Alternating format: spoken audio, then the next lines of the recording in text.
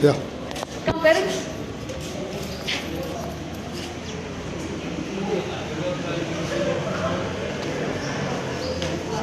Yeah. Parents, please come.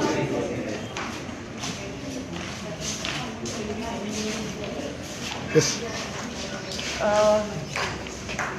Today, all the parents of North Goa and South Goa schools all over today have been in total discussion about the schools being starting in April and also the NEP process of the new national education system which is being put forward. There is no clarification as such. So with this discussion today, we have accumulated a few parents who could come today, and we decided to submit a memorandum to the Director of Education and also to the CM, because since CM is also the head of education. So one thing which we all are worried is about our children's future, because we all care about our children, and that's why we are here forward to talk about the same. And also knowing the fact that in the month of April, in the month of March end, that is on 28th of March, the exams are going to get over, and directly on the 1st of April, schools are going to be starting, which also the students don't have any break, and the whole idea of after exams is a de-stress mode for the children, and they have a full activity skill base, which looks like quite a scary thing right now, which is happening in Goa. So we the parents today have been we met Mr. Zingade. He heard every point of us, and I want to address it today to all the parents. Jai kon garanha ani aika, please aika to me, because it's very important to know this is for your children's future. We know that the education system has to change, but how it has to change and who it has to keep involved is very important. I think so. We will start off with the first point that we put across is lack of consultation with the stakeholders.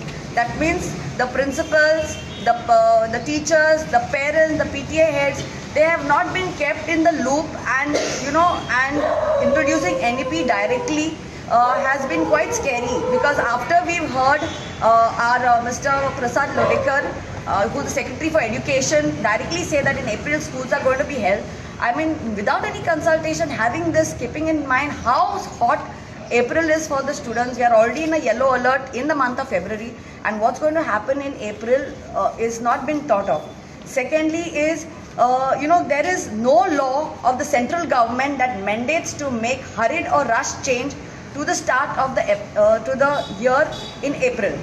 The NEP 2020 and SCFSC 2023 documents do not mandate or suggest the start of the academic year in April, nor do they mandate or suggest to align the academic calendar year with CBSE or ICSE board calendar. Okay, this is the second point, that without keeping that in mind, they have directly gone ahead. It is not mandatory. So why impose that on the children for the month of April? Third is the inadequate infrastructure. You know that most of our schools in Goa don't have proper infrastructure. When I say not enough of washrooms, water scarcity, then also because of there's no proper water in the schools because of summertime, then children will get all of the infections such as dehydration, then the infections of UTAC, also kidney stones, and the spread of waterborne diseases. Thirdly is, there is no choice of vocational subjects before the students, and therefore forced to take up only vocational subject offered by the school. The training of the teachers for the implementation of NEP 2020 is below the standard, as the resource material of the SCRT was found to be lacking, and this issue was raised in the Goa Legislative Assembly. Then the fourth point that we discussed is the climatic condition. आम्ही जाणा की April महिन्याने इतले गरम जाता that children cannot be into closed room, nor we have a cooling facility. At least some schools have fans, some schools the fans are not working, we have power cuts, we have water shortages. So keeping the climate into consideration, this April month should not be held, and we should go back to the academic year of June. Then we talk about the contradiction to holistic development. in the month of April, all our children are learning different skill sets. They go for sports, dancing, music, arts, cooking, art class, name the classes, because that is based in building up their skill set.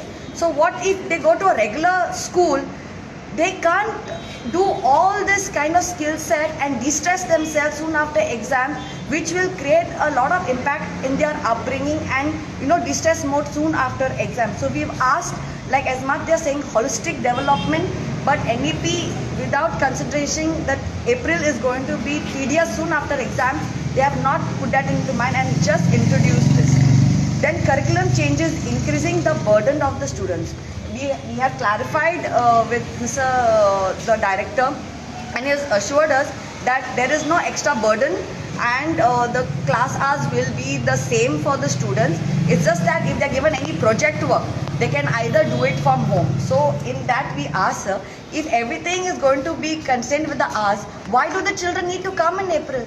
They do not need to come if it's already going to be adjusted in the month from June onwards. So which that he had a thought, and he said he will definitely think about it and he will put it across with the committee. Then main thing is unclear instruction. The 7th point is unclear instructions regarding promotion of class 9 standard student causing mental health. Now if the child just finishes exams on 28th of March and then he joins 10th standard in the 1st of April, is the results out? The results are not out. What if by the time the results are out and the child ends up failing? And suppose the child suddenly now they are promoting first they have mass promotion.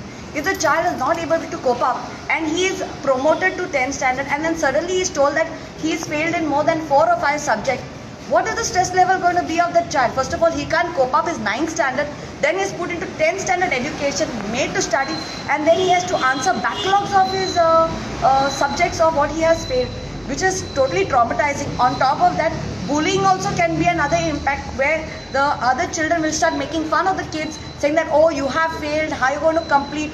So that can cause mental stress to the children, and you never know. With today, the rise of suicidal cases among youngsters, stress level. Now we parents are here. There will be a lot of parents who don't understand this and will impose a lot of stress on the children. So this will be something that the parents will have to really think about, when it comes to mental stress. So we've asked the director to look into this and to please think. Let the results be out first and then proper planning can be done. Backlogs are good, but not when it's like 5 or 6 subjects fail. If the child fails, 2 backlogs I can understand, but if 5 or 6, we don't know what is going to be the outcome after the 9th standard results. It's yet to be seen. Then the next point that we have discussed is the language formula, contrary to the principles of NEP 2020. Now when we talk about languages, when a child is young and introduce different languages, they pick up very quickly and they have the ability to learn. But what if you constrain that and you don't give them the languages? Say suppose you don't give them any of the foreign languages, and if you don't give them the foreign languages, in the future they will not able to get opportunities in the field of international trade, diplomacy, Indian embassy and Indian foreign services. So without the exposure, so children need the exposure. So which I think so the director has clarified, saying that the 9th, 8th and 9th I think so will follow the same pattern. They will have the foreign languages. But when we showed the circular that was sent by the director stating that grade 6, they don't have the option, it is not nowhere mentioned that they have the option of foreign languages. And we thought, we'll clarify this point, which even the director was unaware of, and he said he'll look into this matter and he'll make sure that from 6th standard, that option of foreign languages will be there for the children, so that let them from 6th standard start off and gradually, learn. Because when a child learns a foreign language at the very start, they will learn the pronunciations properly and they will not be hurried into it. And their education will be much better than just hurriedly given from the 8th standard. So this is something that the director said he will look into it. Then the next part is the disastrous planning for implementation of NEP, the 9th standard. I think so, we have a Dr. Priya over here who also asked, the 9th standard students were made to answer in a certain, Dr. Priya? Yeah. If you can explain to that point of the 9th standard exams. What basically we asked is, which they are denying, but we were told, as my child is in the 9th standard, that the 9th standard was board exams. There were supposed to be 2 board exams. The 9th standard students have already answered 1 board exam, and the second board exam is in April. But they are denying that we never said they are board exams. They were just exams. Now the first exam that the child answered was of 80 marks, where 40 marks was MCQs and 40 marks was subjective. Now the 40 marks that the child answered in MCQs, the children were asked to answer in OHP sheets, mark in OHP sheets. Now those OHP sheets where you mark, you put a circle, it's hardly 1.5 to 2 millimeter circle where So you like mark small dots. an option. These OHP sheets have to go into an OHP machine which reads it and gives you the marks. Now this was not done. The OHP sheets were given to the teachers to manually correct them. So we asked, a teacher is sitting with 120 OHP sheets. How much of human error is going into it? And how much of stress is going into that child who doesn't know how much have I scored in MCQs and how much have I scored in subject?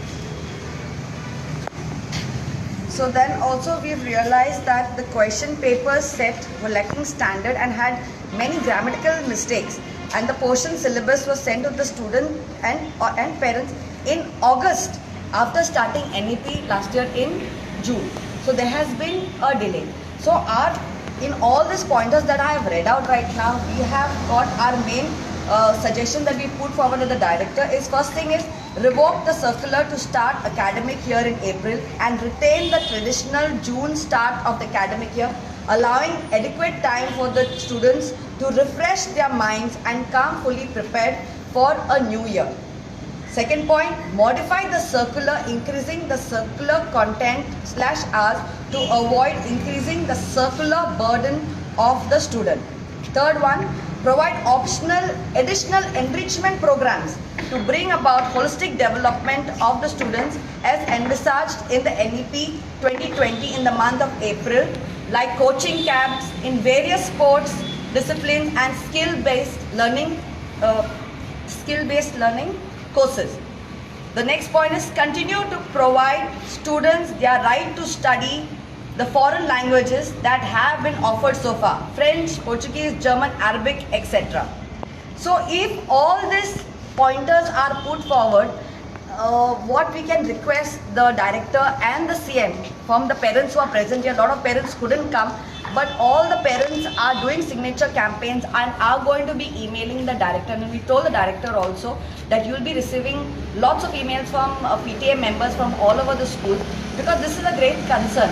And we are not against NEP, we are very happy that the change is happening. But how the implementation is being put forward is the scariest part. And we do not want the children who are presently in school to be guinea pigs. There are going to be a lot of trial and errors implementing it, so we have to be careful before putting this forward, because children's life are at stake, and I think so all of us parents sacrifice a lot to raise our children up. And I think so education department has their right to make sure that they give the best for the children without making them go through any mental torture or through, their, sicknesses that they can get from school. We asked a very simple question, that whether the textbooks will be ready by April. They have no answer for it. They don't know. They are not sure whether the textbooks will be ready in April or whether textbooks will come in June. When the textbooks are not ready in April, why do you want to start schools in April? Very true. So the answer given to us was books will be there in the form of e-books. And e-books in the sense, not all the students have the capability of a gadget to bring into school hours. So normally what happens in the regular school hours, you have a textbook, you open it up, the teacher recites and the children follow through the textbook. So if there are e-books, how the children are supposed to go through those books? So that's going to create again another burden which children will not understand. Again, tuitions will happen during holidays time, and which also I think so the director was in it, like he really heard us. He didn't like he understood our concern, because even he's a parent himself, but his kids are older, but we have our children in school right now, and we can see the difficulty. So we told the director, so please come on ground level and see what parents are facing. And I think so he's going to be getting a committee together, and we'll call few parents, around 8 or 9 parents, to have a discussion. We've also requested him, like if the CM also can be there, so we can put this forward, since he's the education minister and the head of the state. If his presence also will be there and this discussion can be done Keeping in mind not only our children who are present here, but thousands and lakhs of children all over Goa who are going to be attending the academic school for this coming year. Okay.